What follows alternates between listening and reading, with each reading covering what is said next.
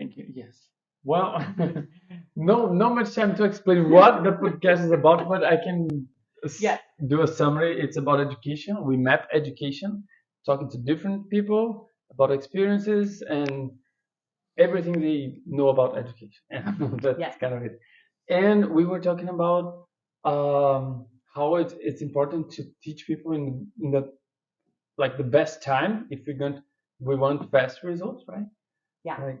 And you are, can you tell me a little bit of your story and your name? I don't even Yeah. know Yeah. yet. So I'm Kim Katarenchuk, and I'm from Alberta, Canada. And I think education's I'm passionate about it. My mom was a school teacher, and I was one of those kids that had like a magical childhood. I lived on a farm, but at 5, I was like ripped from that to go to school, like this super structured school. And when I, kind of look back now, I'm just like, oh my gosh, from morning to night, I was engaged. I had all these things before I went to school. And then I started going into school and you kind of align to that structure, Mhm. which was seriously for someone like me a bit deadening. Like it Yeah. was just, but we were talking about how, I was saying like even coaching and stuff like that, that 11 to 14-year-old I'm super passionate about, partly because that's actually when I needed that help. I needed that ability to kind of know who I was and be coached and didn't get it at that time. So I think, when you start to heal those things, and there should be a great impetus, we can do something different for our children. We can set things up differently so that they don't have to like undo. Yes. We were taught that's what we were talking about is like Yeah. needing to like empty the vessel sometimes before you can start filling it. Yes, yes. And depending on when you start learning, it's already empty. It's space available for gathering information. So Yes, it becomes your first mindset to operate, your first language, your first language. really. Yeah. Yeah. And just some of us have languages that really, the first language we learned didn't really actually suit where we're going to be and who we were going to become. So we had to do so much unlearning Yeah. Which is before we also, could actually learn, yeah, which is which is okay. fine, Like it's just okay. fine. Yeah. Yeah. And this is what we call one of the points, like key points in 4.0 education, which I'm a Yes. specialist Yes. on. It's education now, depending on when you're teaching and what you're teaching, is much more about relearning and unlearning Yes. than Yes. than learning from scratch. Yes. Yeah, Yeah. because Yeah. the challenges come from what you already know. Yes. Yes. Well, and I'm finding education now, like I love like boots on the ground educate, like just like, what are we doing? Like instead of this structure of being lectured at, Yeah. like what could we go build? What could we go do in our day to day life? And then we have the experience to be able to decide if we want to move forward with that or if that's interesting to us rather than the way that we like spend years learning, Yeah. but really it was being like entrained, Yeah. not really curious. And like, again, I look at those childhood of like, children don't need to learn. They're curious as it is. Naturally, yes. But if we could just put it in their environment rather than build these structures for them to adhere to. Yeah. Yeah. Yeah. Because like we were talking about, you were saying you took right away, like, when you didn't have to do unlearning, my daughter too, when she finally hits a structure that she just ducked water because it's not so shut down and so full of structures that limit that kind of learning. Yeah. Yeah. We came to this topic when I mentioned that I have a financial method Yep. that I developed from some mentors that I Yes. had the privilege to have Yep. access, but my parents paid for it for them. They just Yes. took me together because they had an extra ticket for someone. And then they didn't apply it because they already had their mindset very fixed. But for me, it was the first connection to financial structuring and organization Yes. in a way that it was not easy to apply, indeed. Yeah. It was like a simple concept, but in daily to day, it's like hard to make it work, like in different accounts or making Like the you have to numbers. habituate certain behaviors to make something like that work. Yeah, Yeah. and adjust this to each person.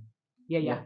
So I tried and made some mistakes, but I never gave up doing the right way because I didn't fix myself in a way that I thought was better Yeah. than the method that I got from billionaire self-made. Like, People that are doing it. And so that's the idea with learning. If you really want to do something, go watch somebody who's actually doing it, super successful at that, and then super focused, listen to them. yeah, yeah. Success cases, please. And this is a difference between mentorship and also sometimes coaching and sometimes teaching. Mentorships for like that's the thing is we should never be teaching anything we're not doing.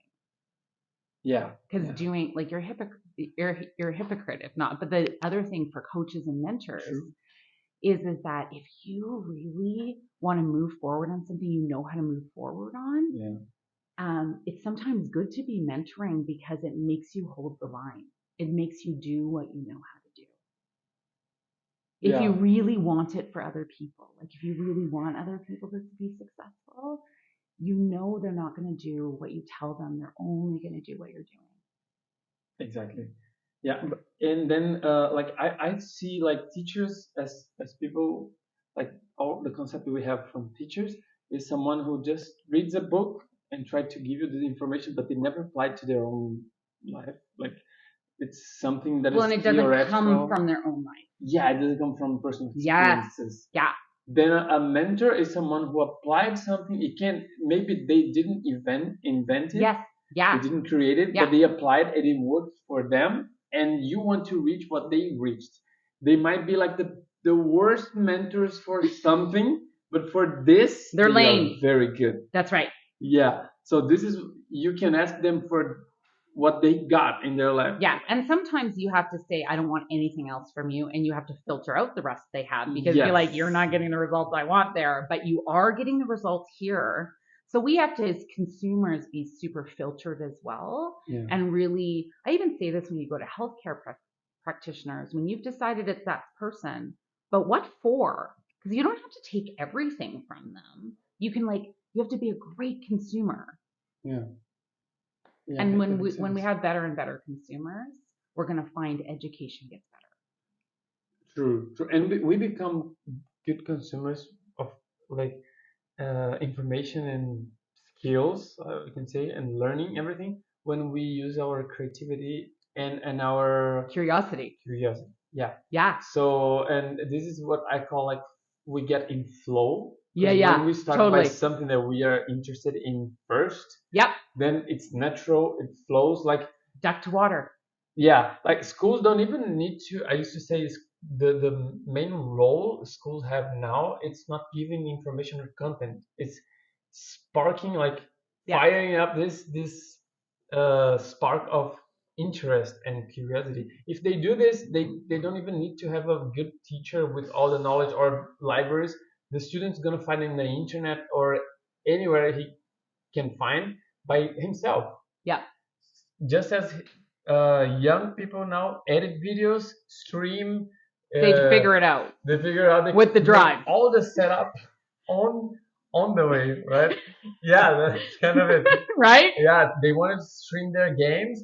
They're gonna find a way. They're gonna make a YouTube channel. This is what we talked about. Like my brothers and I, we used to build for our BMX bike ramps and we would just figure out the engineering of it. Like that was and the physics, and yeah, you had to fall down and scrape yourself up, but then on the ground because we were just in that flow of childhood and activity to activity, even without the internet, we figured it out. Yeah. The interest makes it happen. Yeah.